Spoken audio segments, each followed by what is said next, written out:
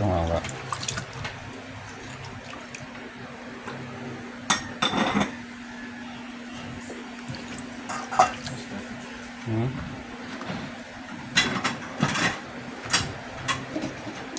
Oh, di na manghang pa. Manghang ba yung isda? Manghang?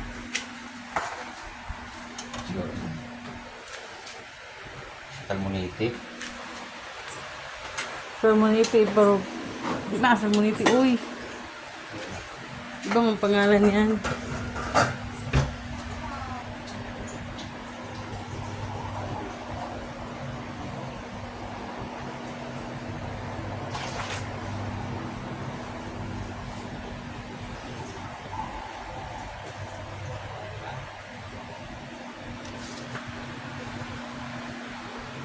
Tikman mo daw ba ang manghang?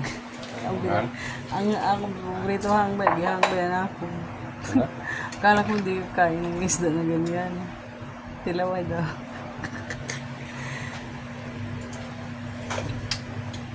Anong lasa?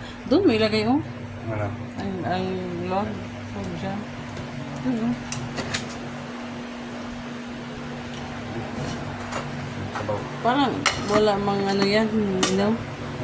What's the menu is that? Kaya nga, pork with vegetables. Ano mo daw? Alat? Alat? Hindi? Tama lang.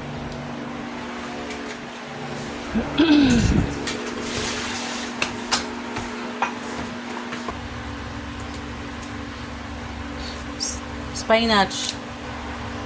Pinas hindi man. Spinach man ang English. Alugbati. Aray ko, di alam. Nauumay ako kapag puro vegetables. Gusto ko may gulay, may isda. Kahit isang buwan buong isda lang. Hindi ako, kami nga, minsan lang kami makabili. Ayaw may mama. Pero gusto ni mama kung bibili siya. Puro gulay na to. Gulay na lahat. Sarap yan. Healthy lifestyle na ko. Puro baboy Japon. Babigyan po ng sahog. Ayaw mo ng manok, kumain, mga bata, wala mong lami.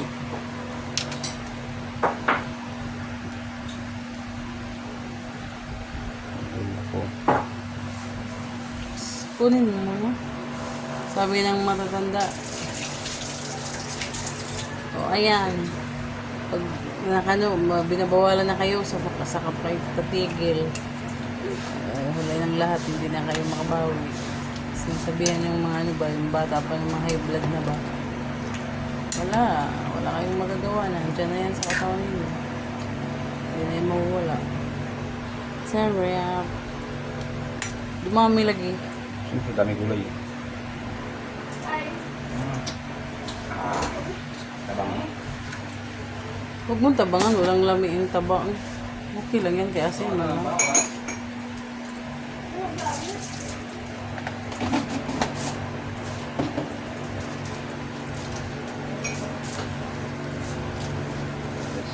Dapat hindi ka magamit magic sarap. Tama yan, walang magic sarap. Only betchin asin.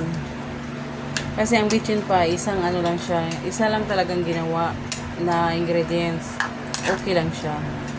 Ang magic sarap kasi, daming ginawa, daming nilagay, may preservative pa yan.